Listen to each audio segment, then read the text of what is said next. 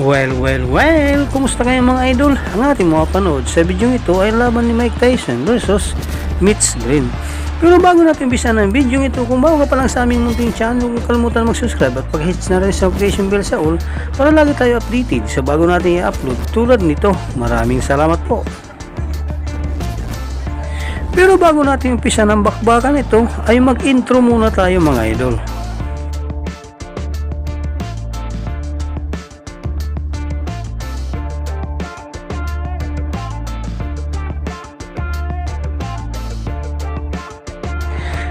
Ating balikan ang naging laban ng tinagurian the Ironman Mike Tyson versus tinagurian Cookie Fighter na si Mitch Green, at alamin kung paano nga ba inawat ng referee ang bakbakan upang hindi lumala ang pinsala ng kalaban.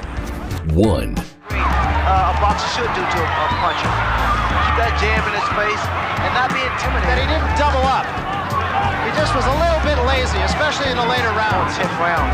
I had the same experience when I fought my first 10 round opponent.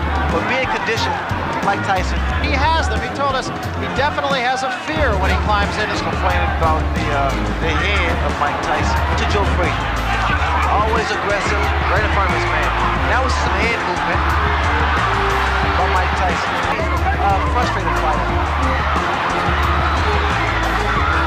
Good left. 3. 3. He's going straight ahead. He's coming straight ahead. 5. In the Tillis fight, he fought hard for about 5 rounds, and then he seemed to coast a little bit. Look at the way he's dip punches. Big right hand. Fighter up is to at least clear your head, or either to throw off his time. Can be learned in talking to some of the people he fought. Look at here, look at here. Just laughing at him.